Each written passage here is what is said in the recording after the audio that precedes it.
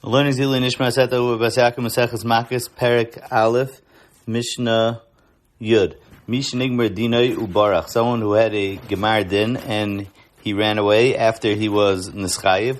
Ubal Lefnei Oisa Bezdin. Now he comes back to that Bezdin. Ein Soisin as Dinoi.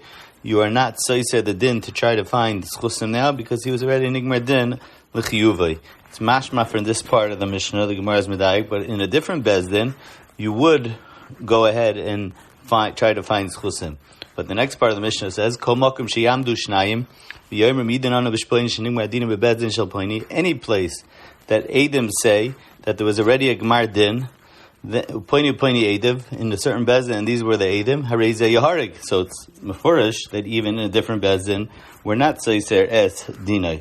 So Abaye answers, "Loikasha kam be'eretz Yisrael kam b'chutz la'aretz." As the Gemara brings a brayso and explains that if someone was barach mechutz la'aretz l'eretz Yisrael, in that case you will be soisin as dinai, and that's what the diak of the Reisha was referring to. That would be mashma that if someone ran away from chutz la'aretz eretz Yisrael, in that specific case you'll be soisin as dinai. So the Gemara mepnei schutza shel eretz Yisrael, because of the schutz of eretz Yisrael. Perhaps ulai that will find a ulai toyo limsolei pesach shel schus is the lashon Rashi. Maybe we'll find a pesach schus. The Mishnah continues: Sanhedrin neheges be'aretz ubechutz haaretz. The Sanhedrin is neig sayin eretz Yisrael sayin l'chutz haaretz. The Gemara brings a drasha that the only difference is that b'sha'arecha at temoishev batei dinim b'chol plach ub'chach ub'chol ir v'ir. That in Eretz Yisrael, not only b'chol plach is there Sanhedrin, even b'chol ir v'ir is there Sanhedrin, and in chutz haaretz there is no Sanhedrin in each ir v'ir, but in the bigger area, the plach over there is a Sanhedrin even in chutz haaretz, and that's what the Mishnah is referring to as Sanhedrin heges in chutz haaretz as well. In the end of the Mishnah is a through machlokes how often a Sanhedrin should be killing. Tanakama says Sanhedrin ayreges echad b'shavua nikar chavanas, that if a Sanhedrin kills once every 70 years, it's already considered a chavlanas. Once in 70 years, and the Gemara declares, is it once in 70 years is nikra chavlanas, or that's okay, and it's only more often is considered a chavlanas. And the last sheet, the third sheet of Tafrin Rikiva, if we were in Sanhedrin, no one would ever get killed. As the Gemara explained, they would have said, Re'isim treifa harig, shalom harig, dilma makum saif, nekev have. They would have asked all these questions. By ever, they would have asked Re'isim kumchol shavei feres, and they would have asked all these questions that it would be impossible to mimachayiv someone. The Teves asked, what about by Ovid Avodah Zarah, Mechal Shabbos, what would you do over there? So Teves says even over there you could ask, was the Mechal Shabbos a treifa? Was the one who served Avodah Zarah a treifa? And if he was, then it's considered Eidashiyat Yachazim, and you wouldn't be able to kill him. The first teretz of Teves is that when we say Lo Nereg Adam Me'olam, it just means it wouldn't have been Shchiach Kulihai Enechanami. By certain cases, there you would be able to have killed, even according to Reb Tarfon Rabbi Akiva.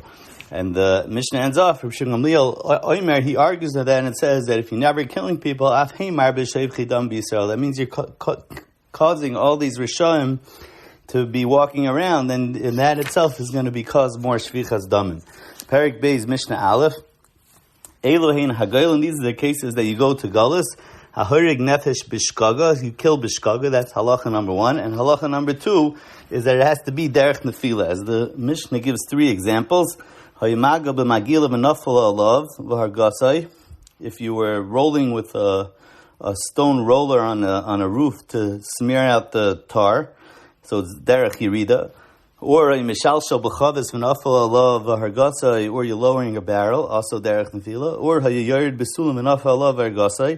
you are going down a ladder and you fall, so it's derech yirida. Then harei goyla. Avalim hayamoishech b'magila v'nafal alav ergasei. But if you're pulling up, you're going mimata l'mayla, or hayadoyla b'chavetz v'nifsek achava v'nafal alav ergasei, or you're raising a barrel and the rope snaps and falls, or hayadoyla b'sulam v'nafal alav harga. He was going up a ladder.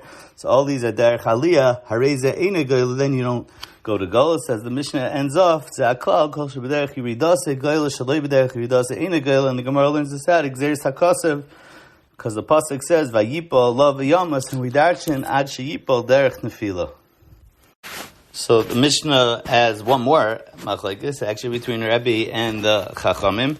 Nishmat habarzel mikitoi v'harag. If someone's chopping with an axe, and the axe, the metal part of the axe, goes flying off the axe. So Rebbe Omer Eina Goyler. Rebbe says that he doesn't go to Golos because Rebbe Taich the pasuk Nishal habarzel mina eitz is referring to the wood chip flying off of the rest of the wood, not the metal. The Chachamim say that you do go to Galus, and therefore the other way around, Mina Eitza Misbaka, like we just said, Rebbe Omer Goyla, that's what he holds the pasuk's talking about, that the wood chip goes flying.